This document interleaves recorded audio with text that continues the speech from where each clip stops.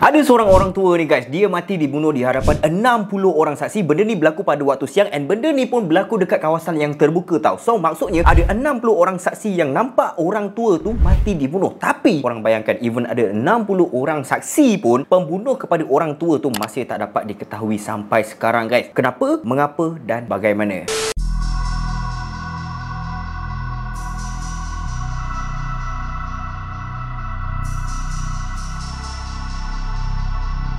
Assalamualaikum guys, welcome to Kero Series. Apa khabar korang semua? Kero harap korang semua berada dalam keadaan yang sihat sejahtera di samping keluarga tercinta. Sekarang ni guys, dengar cerita COVID tengah menggila balik guys. Jadi Kero sarankan kepada korang semua supaya bila nak keluar rumah tu pakai mask and jangan lupa sentiasa sanitize. Jaga jarak juga bila korang berada dekat tempat awam. Kero nak minta maaf sikit lah sebab dah lama sangat tak upload video dekat Kero Series ni. Kero dah demam almost 2 minggu guys, disebabkan oleh COVID ni guys. COVID kali ni punya kesan kan memang gila-gila punya guys. Aku tak tahulah varian apa kan. So harap korang dah boleh start amalkan SOP macam dulu lagi untuk mengelakkan daripada benda-benda macam gini berlaku dekat diri korang guys. Benda kalau boleh elak, kita elak guys. Jadi jom kita fokus kepada topik yang Kero nak ceritakan untuk video kali ni guys. So guys, cerita ni berlaku pada tahun 1980-an. Sekarang ni dah 2022. Jadi benda ni dah berlaku lebih kurang dalam 40 tahun yang lepas guys. Tempat kejadian adalah di Skidmore, and Skidmore ni berada dalam kawasan Missouri. And Missouri ni adalah salah satu daerah untuk negara United States guys. Take note tu yang mana tak tahu, time ni lah korang dah boleh belajar Missouri tu berada di United States. Mana tahu tiba-tiba bakal bapak mertua kau nak test kau punya IQ tu kan. Lepas tu dia pergi tanya dekat kau, Missouri tu dekat mana? Kau pun jawab US pak. Bila bapak mertua kau dengar macam tu pak, terus dia approve kau man untuk jadi dia punya menantu. Siap package menantu kesayangan tau.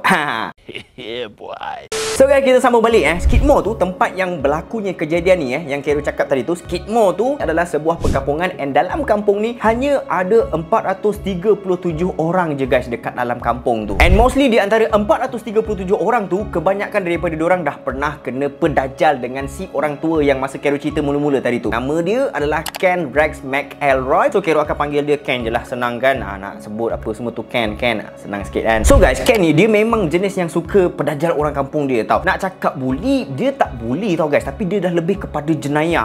Dia buat jenayah ke atas orang kampung dia sendiri selama berpuluh-puluh tahun. Dia memang asyik buat jenayah dekat orang kampung dia tu guys. Habis tu Kero, dia tak kena tangkap dengan polis ke? Siapa cakap tak kena tangkap man? Dia memang kena tangkap. Even kena tangkap sekalipun, dia senang-senang je terlepas daripada hukuman yang berat guys. Kiranya sekarang ni orang kampung Skidmore tu tak pernah dapat keadilan yang sebetul-betul keadilan tau guys. Bila orang kampung tak dapat keadilan yang sepatutnya, hujung-hujung bila si Ken tu mati kena bunuh, tak ada seorang pun yang nak tolong si Ken tadi tu guys. Jadi jom kita tengok latar belakang si Ken tu guys. Video kali ini disponsor oleh OtaFX. Korang jangan skip dulu sebab dekat hujung video promotion ni Kero akan announce kontes dan giveaway untuk korang guys. OtaFX adalah sebuah platform untuk korang invest dan OtaFX juga boleh dipercayai. OtaFX dah bertapak lebih daripada 10 tahun dan diorang mempunyai rangkaian di serata dunia, and diorang juga mempunyai banyak multiple awards guys. So korang jangan risaulah kalau nak trading guna OtaFX ni guys. First kali Kero nak bagi tahu dekat korang, korang jangan fikir yang hari ni korang trading, esok korang terus kaya man. Memang tak adanya lah macam gitu kan. Trading ni guys, dia punya pattern dia, korang kena belajar dulu, korang kena collect ilmu dulu guys. Andai kata kalau ada orang cakap dekat korang yang di mana hari ni diorang trading, esok terus angkat Lamborghini, itu memang kaki kencing lah tu guys. Sebab masa Kero baru nak start dulu pun, Kero memang banyak belajar pasal trading ni dulu guys. Tak ada maknanya hari ni trading lepas tu esok terus kaya, memang tak ada guys. Okay, korang tengok dekat sini, Kero tunjuk dekat korang Andai kata kalau korang nak trade secara selamat tu guys, korang tengok dekat chart ni. Bila chart tu menaik hijau ataupun biru, korang just terus tekan close order and then tekan yes guys. Semudah tu je korang dah boleh buat income dekat OtaFX ni guys. Okay guys, korang tengok dekat sini, yang ni Kero trade masa Kero tengah quarantine hari tu guys. Kero kan kena COVID baru-baru ni. So dengan bermodalkan RM100, Kero dah boleh buat dalam RM3,000 lebih guys, tanpa perlu ke mana-mana. And lagi satu guys, korang jangan risau, dalam OtaFX ni ada local bank untuk korang deposit or withdraw. Memang senang gila kerja korang dah. So guys, OtaFX ada buat kontes RM8,000. Korang deposit je berapa banyak modal yang korang nak deposit kan. 3 pemenang akan dipilih pada penghujung bulan November ni guys. So make sure korang jangan terlepas peluang untuk join guys. Tekan link dekat bawah description ni, and jangan lupa guna promo code KERUL100 untuk dapatkan 100% bonus deposit. Ken ni guys, dia lahir pada 1 Jun 1934 dekat kampung Skidmore, and dia dibesarkan dekat dalam sebuah keluarga petani yang miskin guys. Masa umur dia 18 tahun, time tu dia bekerja sebagai buruh kasar dekat sebuah tempat construction, and time tu lah dia ditimpa satu musibah yang memang berat guys. Time dia tengah kerja tu, dengan secara tiba-tiba ada satu besi konkrit yang besar jatuh betul-betul dekat atas kepala dia guys. Selepas daripada kejadian tu, perangai dia dah start berubah sikit demi sikit tau. Belum ni dia just manusia yang normal je, macam kita semua manusia normal, tapi selepas kepala dia kena tiang besi tu, terus jadi lain babe orangnya tu. Nak tahu lain dia macam mana? Kejap lagi kita cerita guys. Ken ni mempunyai saiz tubuh badan yang besar guys. Dia punya berat je dah lebih kurang dalam 130 kg lebih macam itu guys. Itu kalau pijak orang tu memang tak cakap banyak amat. Hospital terus jawabnya. Daripada sudut keuangan pula, si Ken ni orangnya jenis yang banyak duit tau guys. Mana dia dapat duit banyak-banyak tu? Duit tu semua dia dapat hasil daripada dia buat sewa tanah, dia ada buat trading, judi pun dia ada main juga, bisnes pun dia ada buat juga, and last kali hasil daripada curi harta milik orang kampung dia guys. So guys, benda yang biasa dia rembat adalah hasil-hasil ternakan. Contoh macam lembu, ayam, kambing, and tanaman pun dia ada rembat juga babe. Lepas dia dah rembat, dia pun pergilah jual benda-benda tu semua dekat orang yang lain. So mencuri pun adalah salah satu dia punya passion yang boleh buatkan dia banyak duit juga guys. Yelah, kalau lembu seekor dah berapa kan, kambing seekor dah berapa lah, betul tak?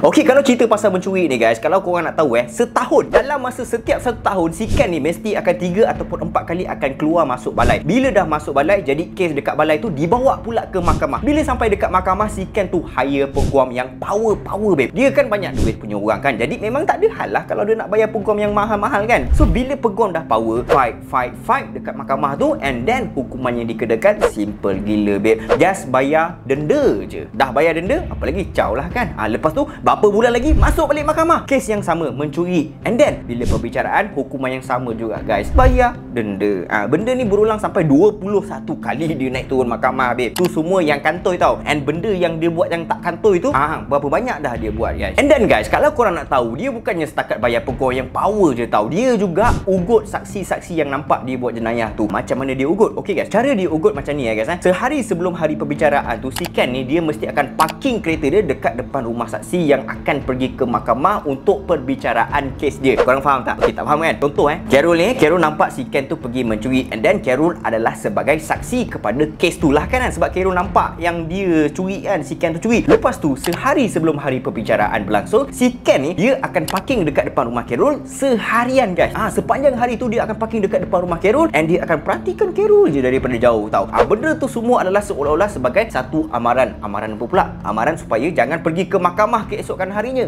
Kau nampak tak? So guys, bila dah jadi macam itu, saksi tu pun jadi takut lah kan. Takut diapa-apakan. So diorang pun tak datang ke mahkamah, and bila saksi tak datang ke mahkamah, maka kes pun digugurkan, and si Ken tu pun terlepas macam gitu je guys. That is one of the faktor lah kenapa si Ken ni senang sangat terlepas daripada hukuman yang berat-berat tu guys.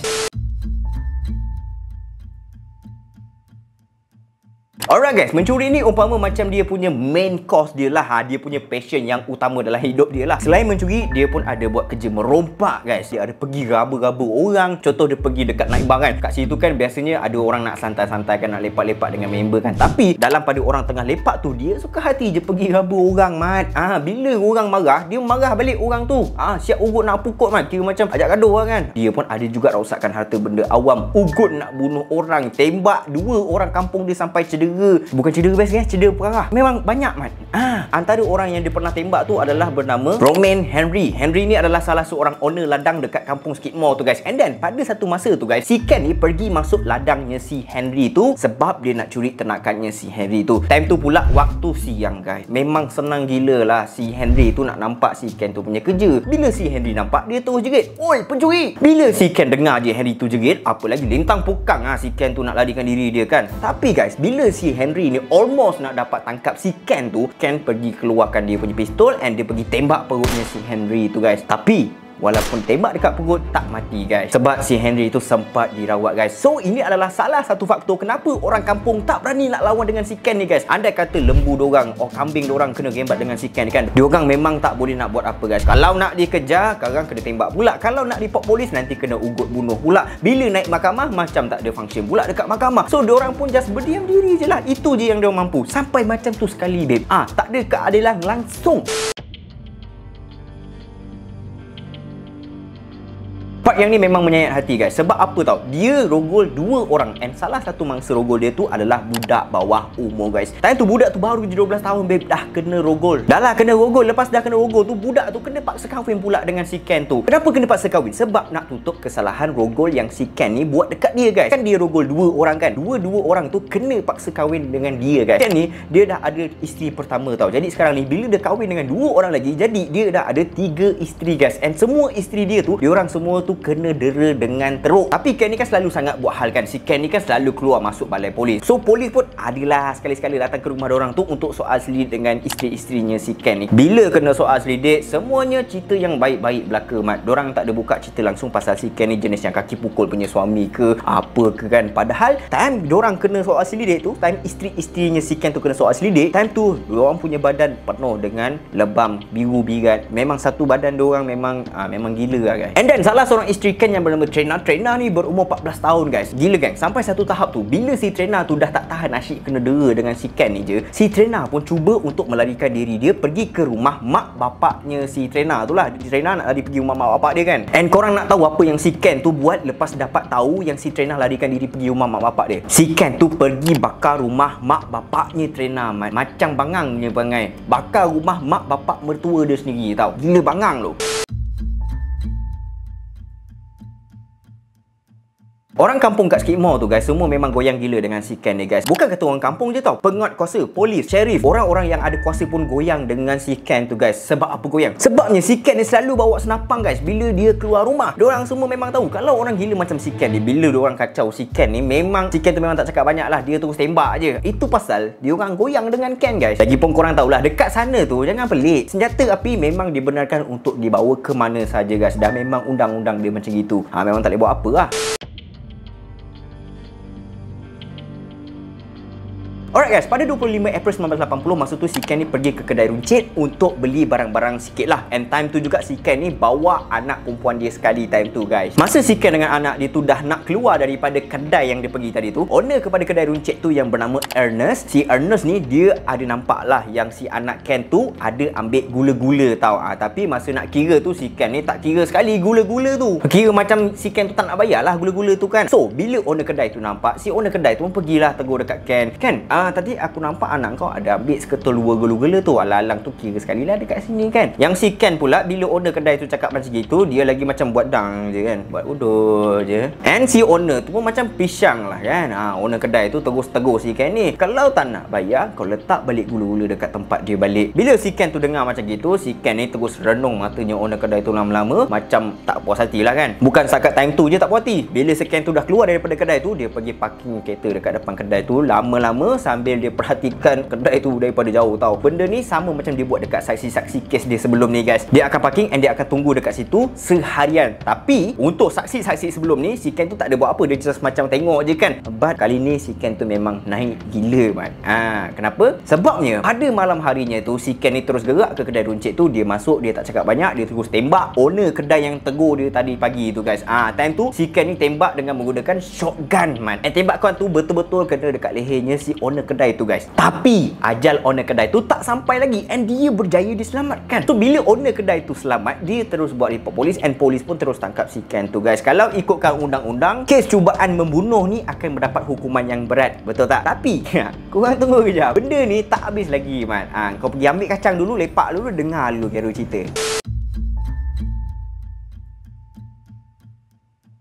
Alright guys, kejadian tembakan tu berlaku pada tahun 1980 kan, betul tak? And then dia punya perbicaraan dia berlangsung pada tahun 1981, setahun selepas kejadian tersebut. And then guys, benda ni macam biasa, kalau ada perbicaraan, si Ken tu memang akan pergi parking dekat depan rumah saksi-saksi yang berkaitan dengan kes perbicaraan dia tu. Bukan setakat rumah saksi je, rumah mangsa sekali dia pergi parking. And kali ni bukan setakat parking je man, dia pergi tembak secara rambang dekat rumah-rumah diorang babe. Rumah saksi dia pergi tembak, rumahnya mangsa pun dia pergi tembak juga guys. Benda tu semua tak lain dan tak bukan adalah untuk bagi amaran dekat diorang supaya jangan bagi apa-apa keterangan semasa perbicaraan tu berlangsung. Kalau korang nak tahu, masa perbicaraan tu berlangsung, pendakwa raya mendakwa Ken atas cubaan untuk mendatangkan kecederaan serius, bukannya cubaan untuk membunuh. Sepatutnya kes ni diklasifikasikan sebagai cubaan untuk membunuh, man. Si Ken tu tembak dekat leher, man. Kalau ikut logik, memang confirm mati, guys. Si Ernest yang owner kedai tadi tu yang kena tembak dekat leher tu. Tak tahulah kan, kalau pendakwa raya tu mungkin kena rasuah ke kan. Wallah malam lah.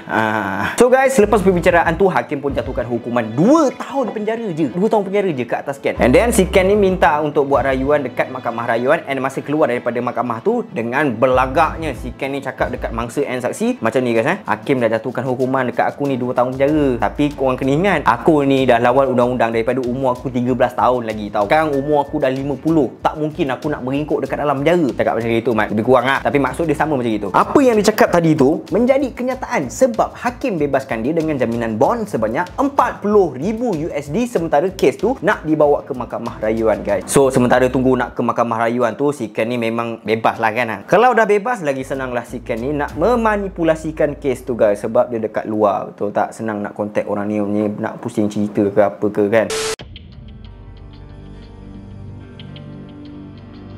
Sekarang ni, guys, orang-orang kampung semua dah macam tak puas hati lah dengan keputusan mahkamah. And diorang semua buat keputusan untuk buat meeting secara beramai-ramai. Satu kampung ramai-ramai meeting membincangkan cara untuk mengatasi si Ken tu daripada mengancam nyawa penduduk kampung yang lain, tau. Iyalah kan, sampai dah berani tembak orang tu. Semua orang jadi risau lah kan. Meeting ni diadakan pada 10 Julai 1981 dekat sebuah dewan yang berada di Bandar Skidmore. And time diorang tengah meeting tu, guys, si Ken ni berada berdekatan dengan kawasan diorang meeting tu. Time tu Ken ni berada dekat sebuah bar. Jarak antara bar dengan dewan yang diorang buat meeting tu memang tak jauh, berapa ratus meter je, guys. Time tu si Ken ni dia pergi minum dengan bini dia yang muda tu, yang bernama Trina, guys. And bila ada orang kampung nampak yang si Ken tu ada berdekatan dengan kawasan diorang meeting tu, diorang punya meeting tu terus ditangguhkan atas faktor keselamatan. Sampai macam tu sekali diorang takut dengan Ken ni, guys. Alright, guys, meeting tu ditangguhkan, betul tak? Jadi adalah beberapa orang yang ada dekat dalam dewan meeting tu keluar untuk tengok keberadaan Ken time tu, guys.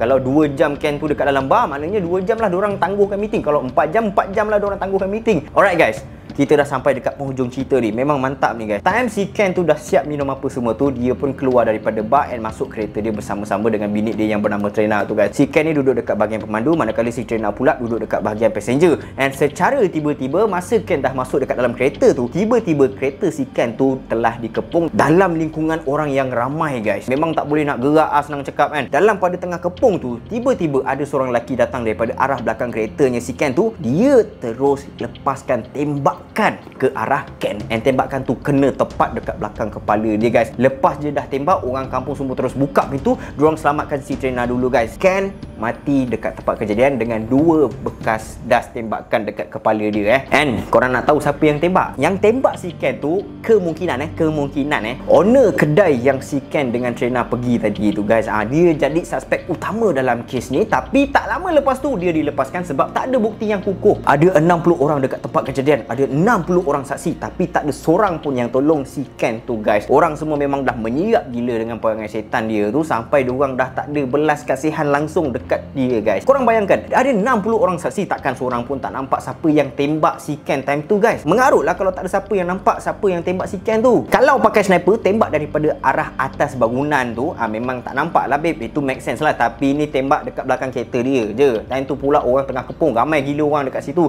takkan seorang pun tak nampak, betul tak? Jadi, guys, ni mungkin lah orang kampung dekat situ semua memang dah meeting, mungkin nak bunuh dia, guys. Sebab kalau nak serahkan dekat mahkamah, kalau nak ikut undang-undang, memang dia asyik terlepas je kan. Tak guna, babe. Dah banyak kali, 21 kali naik turun mahkamah, lepas je, betul tak? Macam dah orang semua dah mengirap lah. Tapi tu semua tu kemungkinan je lah, guys. Sebab memang just benda ni kira macam unsolved mystery je, guys. Nasib baik undang-undang dekat Malaysia ni tak macam gitu, guys. Kalau tak, aku rasa dah huru-hara. Dan Malaysia, kalau Malaysia punya undang-undang macam gitu kan, senang sangat orang nak terlepas dengan hukuman. So, guys, itulah sedikit sebanyak kes pasal Ken ni, guys. Kalau korang ada apa-apa cadangan, korang boleh DM dekat Carol ataupun korang komen je dekat bawah ni, guys. Thank you for watching. See you next time. Assalamualaikum.